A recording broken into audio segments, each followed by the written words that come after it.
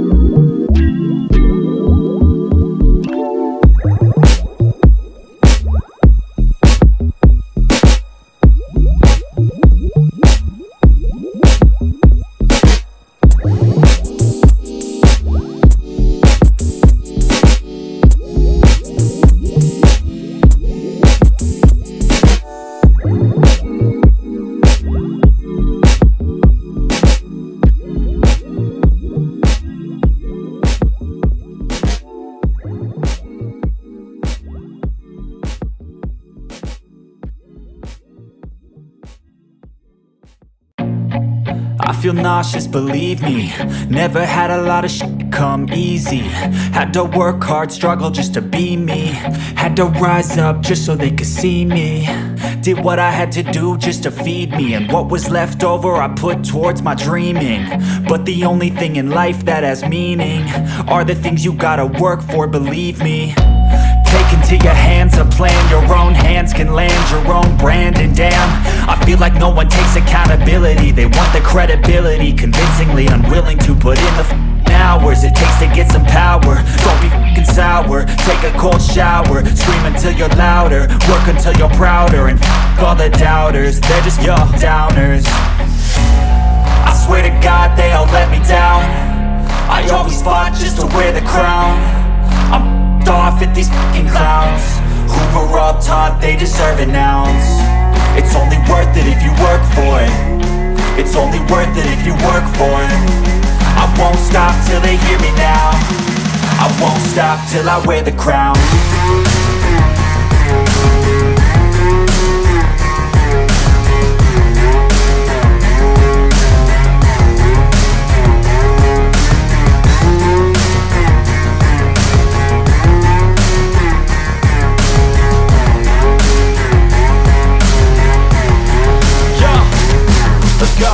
I'm just telling you to fight for your dreams, but it's not what it seems. Man, it's hard to be seen when everybody wants to be king. Yeah, they all wanna ring, yeah, we all wanna be free.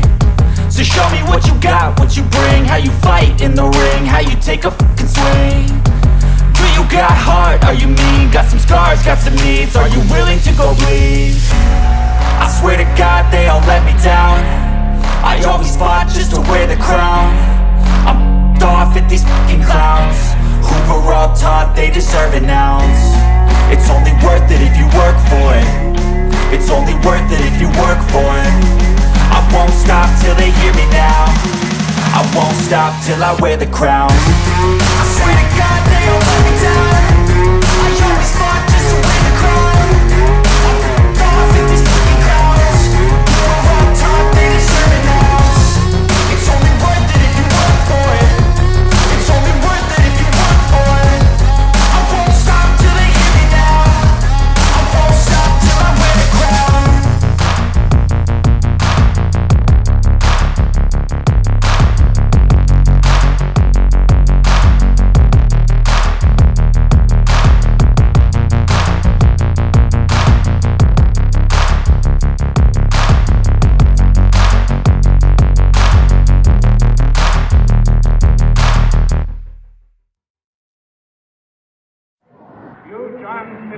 Kennedy, do solemnly swear I, John Fitzgerald Kennedy, do solemnly swear that you will faithfully execute the office of President of the United States that I will faithfully execute the office of President of the United States and will, to the best of your ability, and will, to the best of my ability, preserve, protect, and defend the Constitution of the United States. preserve, protect, and defend the Constitution of the United States. So help you God. So help me God.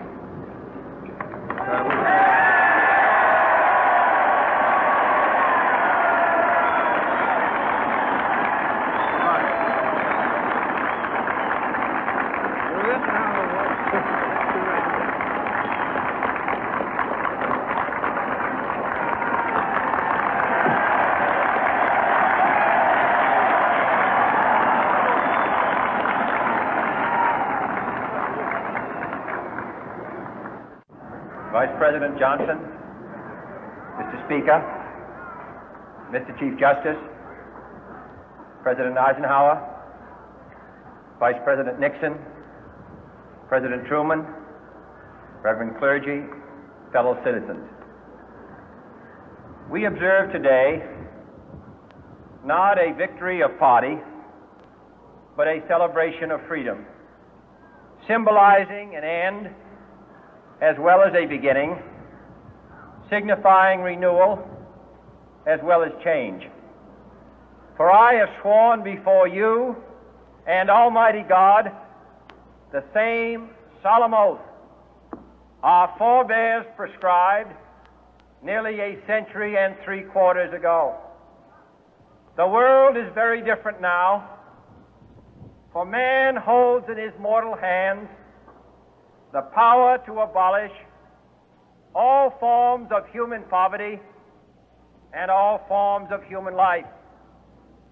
And yet the same revolutionary beliefs for which our forebears fought are still at issue around the globe.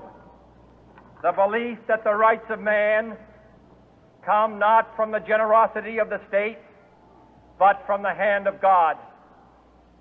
We dare not forget today that we are the heirs of that first revolution. Let the word go forth from this time and place to friend and foe alike that the torch has been passed to a new generation of Americans born in this century, tempered by war, disciplined by a hard and bitter peace, proud of our ancient heritage, and unwilling to witness or permit the slow undoing of those human rights to which this nation has always been committed and to which we are committed today at home and around the world.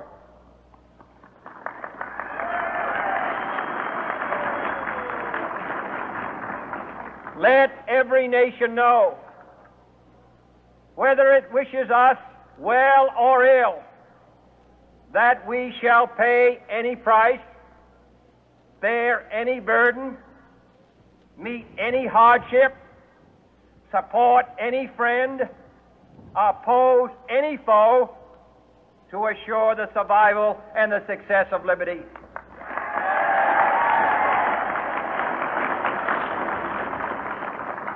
This much we pledge and more. To those old allies whose cultural, and spiritual origins we share, we pledge the loyalty of faithful friends. United, there is little we cannot do in a host of cooperative ventures. Divided, there is little we can do, for we dare not meet a powerful challenge at odds and split asunder. To those new states whom we welcome to the ranks of the free, we pledge our word that one form of colonial control shall not have passed away, merely to be replaced by a far more iron tyranny. We shall not always expect to find them supporting our view, but we shall always hope to find them strongly supporting their own freedom, and to remember that in the past, those who foolishly sought power by riding the back of the tiger ended up inside.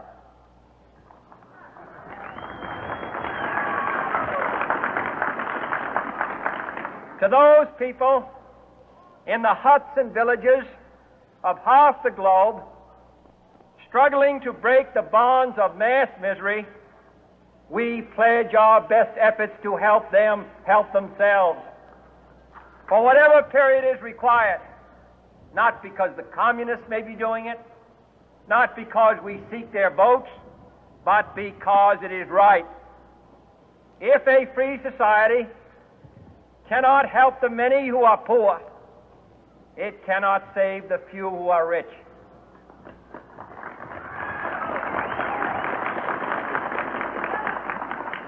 To our sister republics south of our border, we offer a special pledge to convert our good words into good deeds, in a new alliance for progress, to assist free men and free governments in casting off the chains of poverty.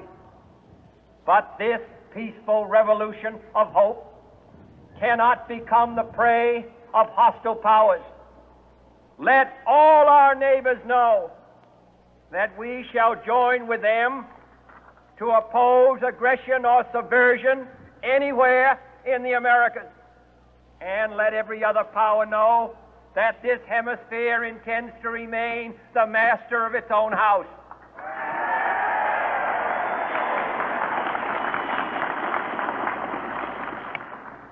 To that World Assembly of Sovereign States, the United Nations, our last best hope, in an age where the instruments of war have far outpaced the instruments of peace, we renew our pledge of support to prevent it from becoming merely a forum for invective, to strengthen its shield of the new and the weak, and to enlarge the area in which its writ may run.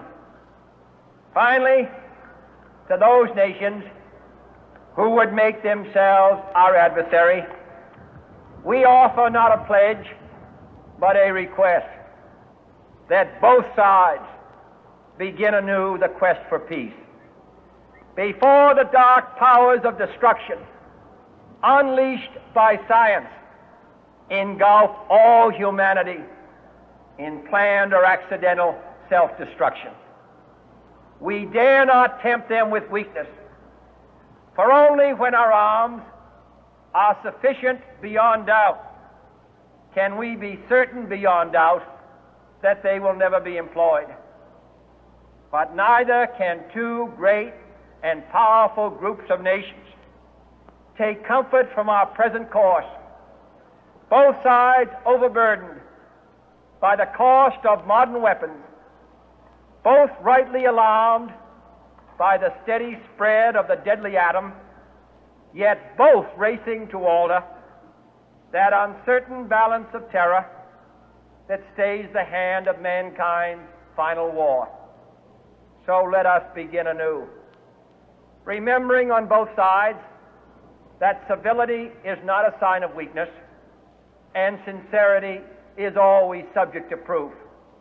Let us never negotiate out of fear, but let us never fear to negotiate.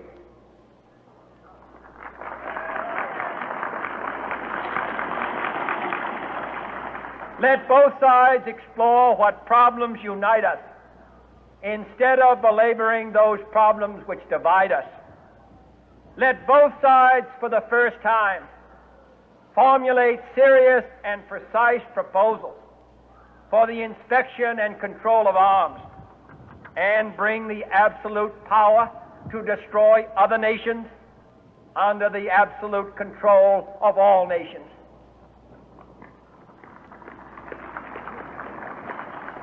Let both sides seek to invoke the wonders of science instead of its terrors. Together, let us explore the stars, conquer the desert, eradicate disease, tap the ocean depth, and encourage the arts and commerce. Let both sides unite to heed in all corners of the earth the command of Isaiah to undo the heavy burden and let the oppressed go free. And if a beachhead of cooperation may push back the jungle of suspicion, let both sides join in creating a new endeavor, not a new balance of power, but a new world of law, where the strong are just and the weak secure and the peace preserved. All this will not be finished in the first 100 days, nor will it be finished in the first 1,000 days, nor in the life of this administration, nor even perhaps in our lifetime on this planet. But let us begin.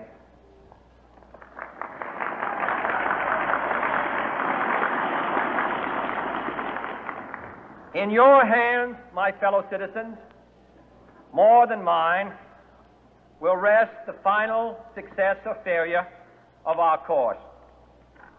Since this country was founded, each generation of Americans has been summoned to give testimony to its national loyalty. The graves of young Americans who answered the call to service surround the globe.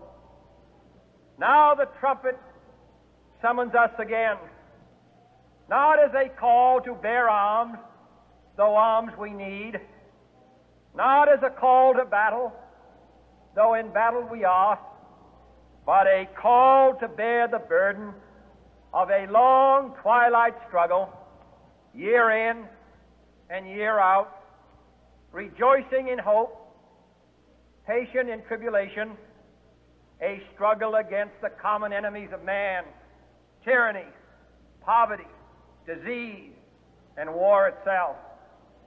Can we forge against these enemies a grand and global alliance, north and south, east and west, that can assure a more fruitful life for all mankind? Will you join in that historic effort?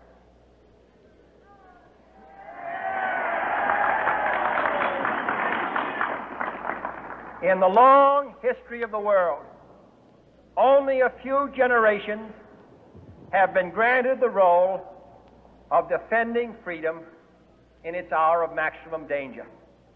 I do not shrink from this responsibility. I welcome it.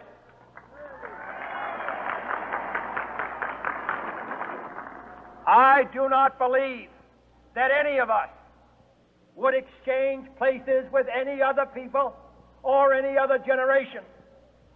The energy, the faith, the devotion which we bring to this endeavor will light our country and all who serve it. And the glow from that fire can truly light the world.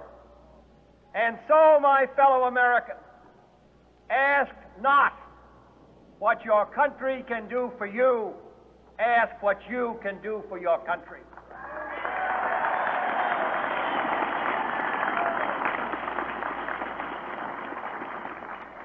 My fellow citizens of the world, ask not what America will do for you, but what together we can do for the freedom of man.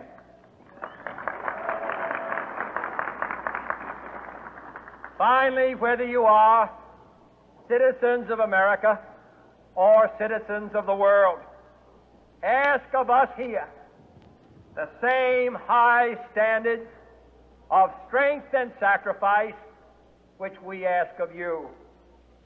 With a good conscience, our only sure reward, with history the final judge of our deeds, let us go forth to lead the land we love, asking His blessing and His help, but knowing that here on earth God's work must truly be our own.